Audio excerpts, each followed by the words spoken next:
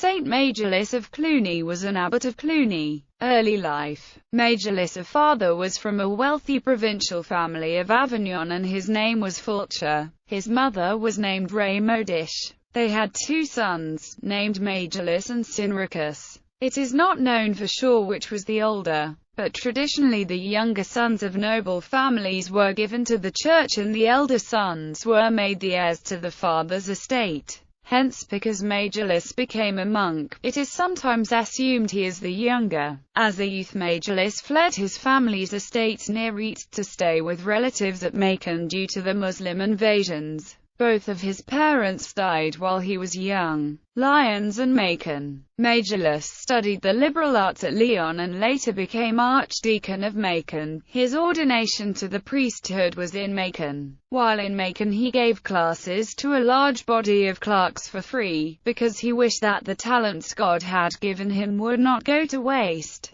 He loved to spend time in meditation and solitude, and so he built a small oratory on the opposite side of the river from the town where he would retire for silent prayer. In personal habits he was always kind, never telling lies, detraction or flattery, and he was severe against sinners, if it was necessary to call them to repent. He gained a reputation among the local people as a kind of holy person, and so when Besancon needed a new bishop, many people, including princes and priests, called on him to become bishop, but he refused. He rather decided to go to the famous Monastery of Cluny in order to become a monk there. He had visited Cluny before his decision to join the monks there and had been impressed with them. Monk at Cluny. He became a monk at Cluny when Aymard of Cluny was abbot. Aymard trusted him greatly and put him in charge of the treasury as well as the offerings of the faithful to the monastery. He was later made librarian of Cluny. He had read the poems of Virgil and he considered that monks should not read these works, but that the Bible alone was enough for them. He was very harsh in the discipline he applied to new monks. He rose up to become a leader among the monks. He was sent with a fellow monk from Cluny to Rome on one occasion, and on the return journey his companion became sick. Majolus waited by the suffering monk for 3 days with much anxiety, and on the third night he dreamed that he saw a white-haired old man who said, "Why art thou cast down in idle grief? Hast thou forgotten what my brother James orders for the sick?" He then woke up and realized that it was referring to the sacrament of extreme unction mentioned in the letter of James. He then anointed his brother monk with the holy oil and the sick monk then started to recover from his illness. This miracle was then told at Cluny, and the monks held Majolus in veneration. Election to Abbot of Cluny. Abbot Aymard became blind before he died, and he resigned his abbacy before death as a result. He called on the monks to elect a new abbot and suggested they choose Majolus. They all then elected Majolus as their abbot, but he refused. However, Majolus had another dream when he saw Saint Benedict appear and hold out a book to him. Benedict told him to accept the responsibility of the office and that this book would be his guide. The next day, when the monks held their daily reading of a chapter of Benedict's rule, Majolus threw himself onto the ground and acknowledged that he had sinned by refusing to become abbot. He then addressed the monks and said, "O, Father and brothers, do not judge from my contumacy that through obstinacy of soul I refuse to obey your command. Indeed, I long to accept the greatness of the office, the governance of souls, but I was yet conscious of my weakness, and felt myself most unfit for the task. Hence my hesitation in obeying you, for I fear to be hurled to destruction under the weight of so great a responsibility. None knows another as himself, and if you but knew me as I know myself, you would not compel me to undertake this office. But as you urge and command me, I dare not say nay. Now in him who is able to smooth over rough places, to raise up heavy burdens, and to overthrow the adversary, I place my hope, and submit myself to your unchanged command." Aymard then announced that Majolus was abbot.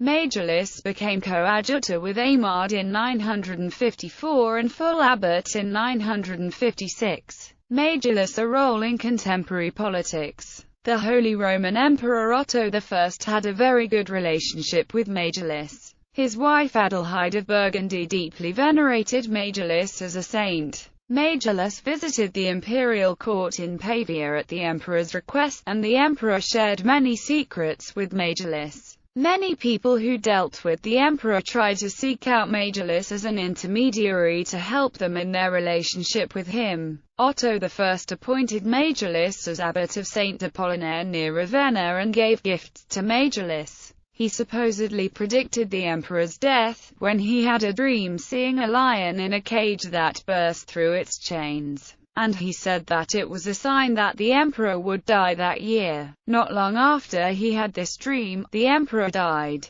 Adelheid wanted to make Majolus into the next pope. When her husband died and her son became Holy Roman Emperor Otto II, they summoned him to Italy to ask him to accept becoming pope. Majolus, however, refused and insisted he needed to only be Abbot of Cluny. Great pressure was put on him to become pope, but resisted and felt like he needed to follow Christ's humility and could not accept such a high dignity. Otto II married a Greek woman who was disliked by his mother Adelheid. Adelheid was accused of being a menace to her son, and was banished from the kingdom. She went to Burgundy where she lived with her brother, Conrad of Burgundy. Most of her friends deserted her, but Majolus stood by her and comforted her. He went to the imperial court at Pavia to speak with her son Otto II. He arrived at the imperial court and rebuked the emperor for having forgotten the example of Christ, who subjected himself to his own mother and who commanded men to honor their parents. He also threatened the emperor and said that God could take everything away from him, in the same way as he had raised him up to be emperor. Otto II listened to Majolus and repented. He sought out his mother and threw himself at her feet, respecting her as his mother, and all charges against her were dropped. This episode and other convinced contemporaries of the influence that Majolus and Cluny had over the Holy Roman Emperor. He advised the emperor against his Italian campaign in 983, telling him that he would die if he went on it, and the emperor died in that year. Reforms of monasteries. A huge number of men left the world to become monks at Cluniac monasteries in his reign as Abbot of Cluny.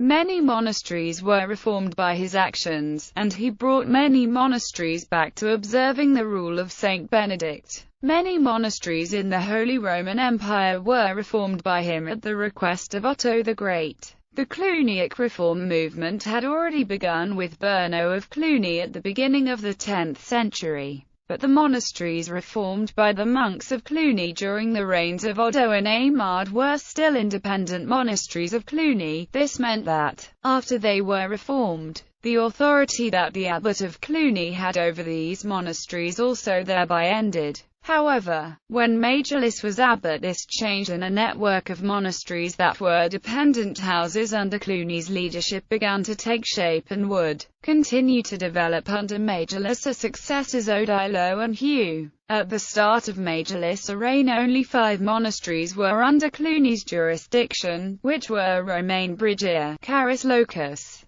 Soxillanges, and 2 monasteries in Macon. During Majolus' reign, other monasteries added to Cluny's authority included St. Amans, St. Paul Trois Chateaux, Peterlingen, St. Saviour's, another house in Pavia, St. Apollinaire, St. Andrews, Paris, Mons Rompons, and Lérins. Among places that Cluny reformed or gave support to during this period include St. Paul's, St. Benigne's, St. Maur des Prévost, and Major Monasterium. Many people gave gifts of land, churches, and possessions to Cluny in this time. Cluny's wealth and property grew larger and larger. Many of these contributions were made by people who wanted the prayers of the monks to get to heaven, and they believed that they needed to give these gifts to the monasteries so that they could have salvation. However, as Cluny's property grew larger and larger, this inevitably gave rise to disputes between Cluny and feudal lords who coveted Cluny's possessions.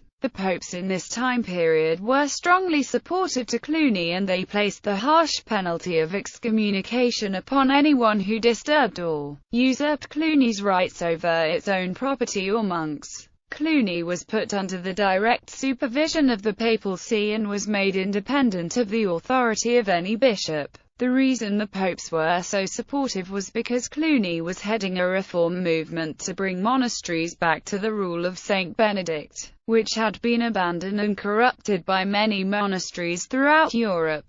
Monasteries were often seen as like the spiritual heart of the Church in this time period and the institution that the rest of society was based upon. Hence, the work of reforming the monasteries to make them holy and not to fall away into worldly ways, was seen as a paramount work for the Church. Therefore, to prevent any local bishop from interfering in the reform movement, the popes therefore treated Cluny in a special way and freed it from authority to local bishops, applying a sentence of excommunication on any person who tried to interfere with the work of reform. The relics of Peter and Paul were taken from Rome to Cluny during Majolus or abbacy. During his abbacy, the replacement abbey church of Cluny was consecrated in 981. An incident involving the monastery of Fleury and Cluny occurred in Majolus or abbacy. The monastery at Fleury was important because it housed the relics of Saint Benedict for a period in the Middle Ages. However, in the late 10th century an abuse occurred there that shocked many monks in France. The abbot of a monastery, according to the rule of Saint Benedict, was supposed to be elected by the monks of the monastery, but Lothair, king of the Franks, made his own decision to appoint a man named Oilbold as abbot of Fleury. Many abbots of other monasteries were very angry at this, and Gerbert, abbot of Bobbio, tried to unite many monasteries together to condemn the action and force Oilbold to leave. He wanted Majolus, as head of the monastery of Cluny and all its affiliated monasteries, to take leadership in this. However, while Majolus condemned the action, he was prepared to passively accept what the king had done, believing that it had no relation with Cluny and was not even in the same country as him. He did not intervene more than this, although his opinion helped sway other abbots into also condemning Oilbold. Oilbold only lived 2 years longer before he died, and the dispute thus ended. Miracles.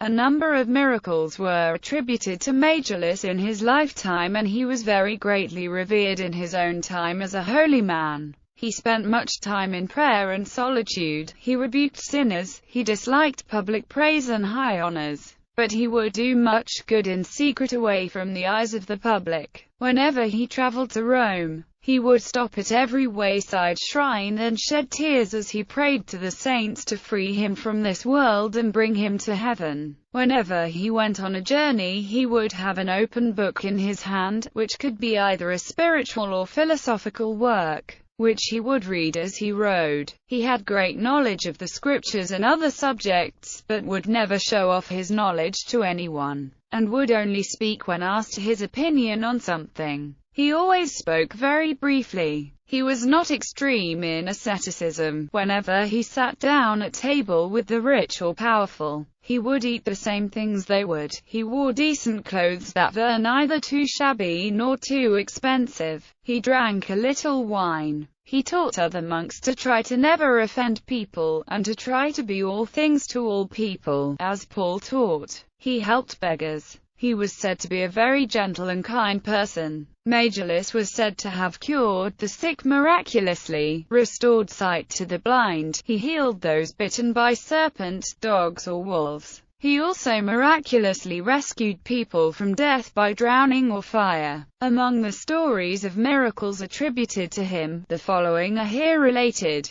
The first miracle in his life occurred when he was still in Macon. There was a famine there at the time, and Majolus prayed to God for help to the poor that were begging for food. One day as he prayed, 7 solida appeared in front of him. He was afraid that this was a trick from the devil or that the money was lost, and he wouldn't touch it. But when he discovered the money was real and no one claimed it, he then used it to buy food for the poor that were starving. One time when Majolus was on a journey, he was riding on his horse through a forest and was in deep meditation. He fell asleep and his horse continued on but stopped at a place where a huge tree branch stood which would have hurt Majolus had the horse continued. Majolus dreamed of seeing a beautiful boy holding the horse's bridle. When he woke up he thanked God with tears for saving him from sudden death. One time Majolus called on a particular monk to become prior of the monks at St. Paul's in Rome. This monk, however, gave many excuses and refused to go.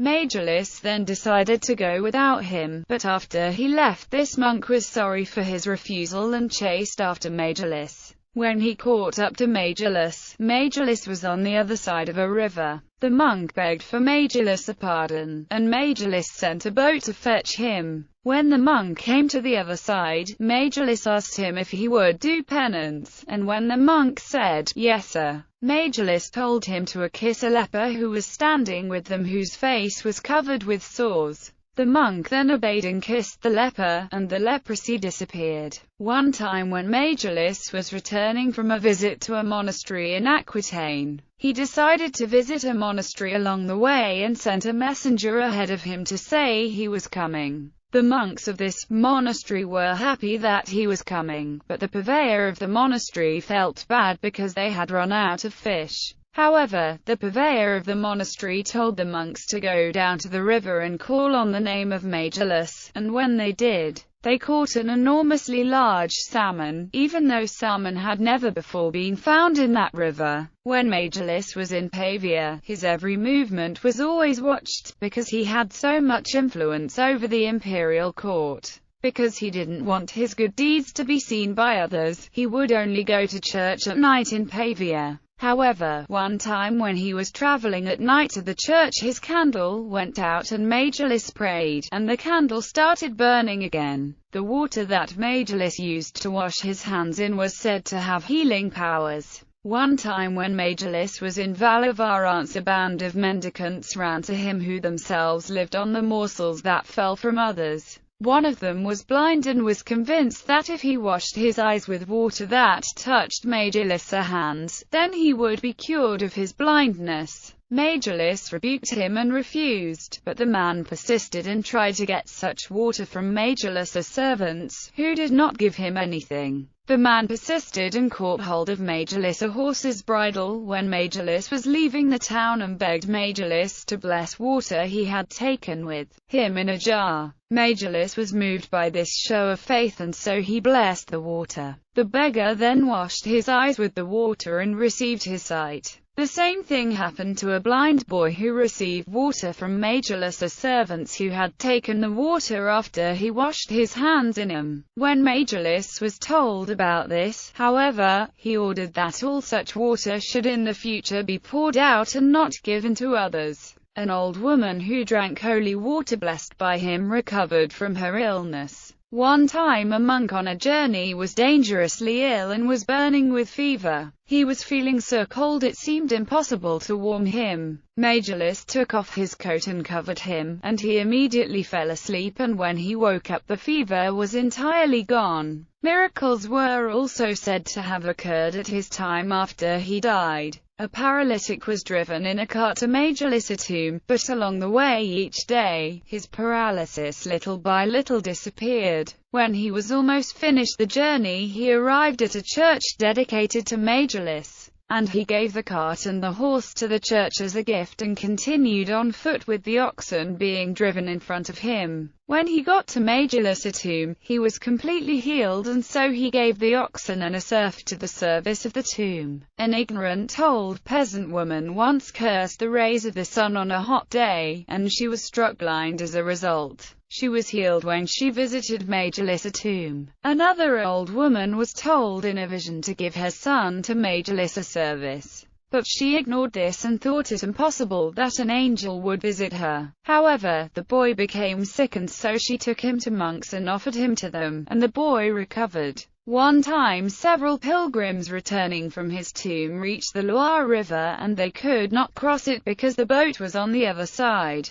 and the boatman refused to come over for them. They called on the name of Majolus, and the boat crossed over by itself to them, waited for them to enter, and when they got in, it took them without being rowed to the other side of the river. One time a woman refused to stop weaving to celebrate the festival of the saint, and the iron instrument she was weaving with then stuck to her hand and couldn't be taken away. Only after she fervently prayed to Majolus could she detach it. The greatest of such miracles involved a woman who brought her dead child to Majolus' tomb in Souvigny. She put the body of her child in front of the altar, where it remained the whole night. At 9 o'clock in the morning the eyes of the boy opened, and the boy called for his mother, who ran to him. All the people and the monks rejoiced at the sight of this.